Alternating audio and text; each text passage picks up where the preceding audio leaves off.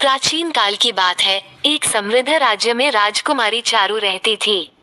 वह जितनी सुंदर थी उतनी ही दयालु भी, लेकिन उसका हृदय बंधनों को नहीं मानता था। वह महल की ऊंची दीवारों के पार दुनिया को देखना चाहती थी। एक दिन राजकुमारी अपने महल की बालकनी से नीचे बाजार की चहल पहल देख रही थी। उसकी नजर एक भिखारी युवक पर पड़ी, जो मैले कुचले कपड़ों में भी तेजस्वी लग रहा था। वह बाजार में बैठे लोगों को मधुर आवाज में भजन सुनाकर भीख मांगता था। उसकी आवाज में ऐसा जादू था कि हर कोई मंत्रमुग्ध हो जाता। पहली मुलाकात, राजकुमारी को उसकी आवाज ने खींच लिया। एक रात वह राजसी वस्त्र बदलकर साधारण कपड़ों में महल से बाहर निकली और भिखारी के पास जा पहुंची। तुम्हारी आवाज बहुत अद्भुत है, तुम भीख क्यों मांगते हो? राजकुमारी ने पूछा। भिखारी मुस्कुराया, मैं धन के लिए नहीं, प्रेम के लिए गाता हूँ। संसार में प्रेम सबसे बड़ा खजाना है। राजकुमारी को ऐसा लगा जैसे वो पहली बार किसी सच्चे इंसान से मिली हो। वो प्रतिदिन उससे मिलने लगी, उसकी बातें सुनने लगी। धीरे धीरे दोनों के बीच एक अटूट प्रेम पनपने लगा।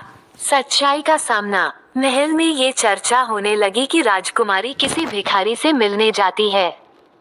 राजा को जब ये बात पता चली तो उन्होंने क्रोध में राजकुमारी को महल में कैद कर लिया और आदेश दिया कि उस भिखारी को राज्य से निकाल दिया जाए।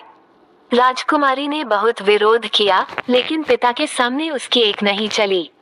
भिखारी को शहर से निकाल दिया गया। त्याग का निर्णय, राजकुमारी के लिए अब महल एक सोने का पिंजरा बन चुका था। कुछ ही दिनों में उसका स्वास्थ्य गिरने लगा। वो बिना भिखारी की बातें सुने एक पल भी जी नहीं पा रही थी। एक रात राजकुमारी ने एक साहसिक निर्णय लिया।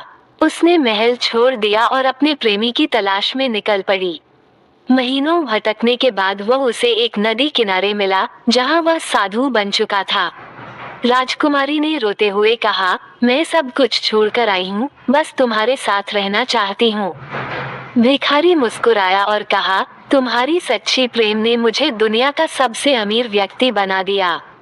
दोनों ने विवाह कर लिया और एक छोटे से गांव में रहने लगे, जहां उनकी प्रेम कथा अमर हो गई।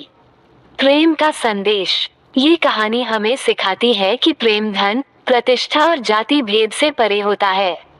सच्चा प्रेम त्याग और समर्पण की भाषा समझता है। राजकुमारी और भिखारी की प्रेम कहानी आज भी लोगों के दिलों में जीवित है। अगर आपको हमारी यह कहानी अच्छी लगी है तो प्लीज चैनल को लाइक और सब्सक्राइब जरूर कर दीजिएगा, ताकि मेरा हम आपके लिए ऐसी कहानी लेकर आते रहे। नमस्कार दोस्तों।